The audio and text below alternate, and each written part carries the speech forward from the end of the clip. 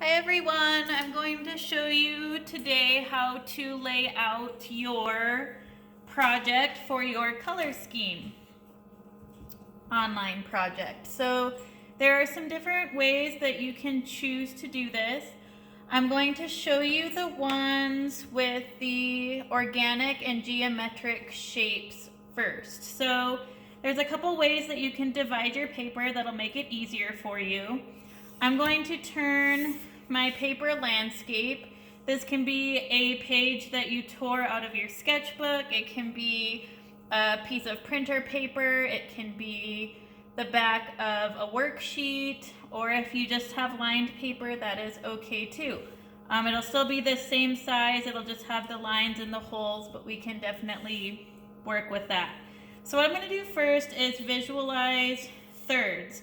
So I'm going to grab one side and the other side and kind of match them up. That looks good. So I'm going to crease the one side first. Crease it nice so that you've got a nice line to use. And then I'm going to fold the other side and crease that as well.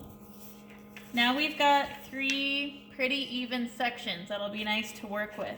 The last thing I'm going to do is turn it portrait orientation, or up and down, and I'm going to fold it in half the long way, or the hot dog way that you guys probably learned when you were little. Crease that, and now I've got pretty nice lines that I can use to work into my design. What I'm going to do so that you can see these a little bit better, you can use anything that you have at home for a straight edge. It can be, I have this colored pencil box here, but you could also use like the edge of a notebook, a saran wrap box, like a plastic wrap box, a magazine. If you get any kind of cardstock in the mail, a lot of junk mail uses cardstock.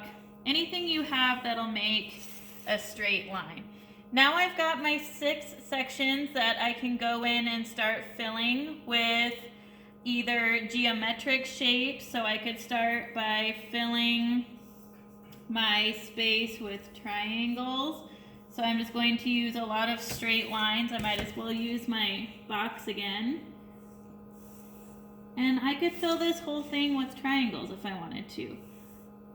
You could also make a mixture of shapes. So I could use some organic or blob-like shapes. So think of things found in nature, leaf shapes, flower shapes.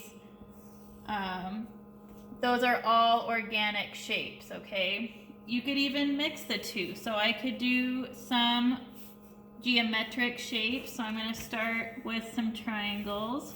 Again, I like triangles.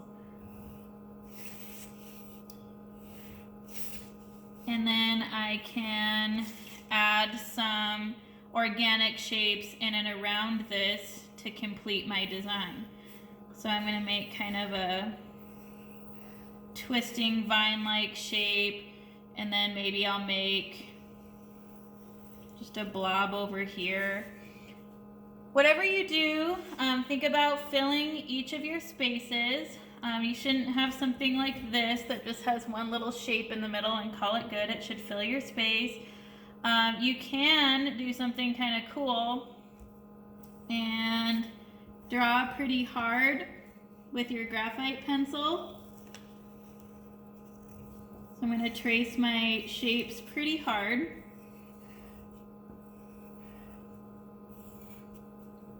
Okay, and then I'm going to fold it over.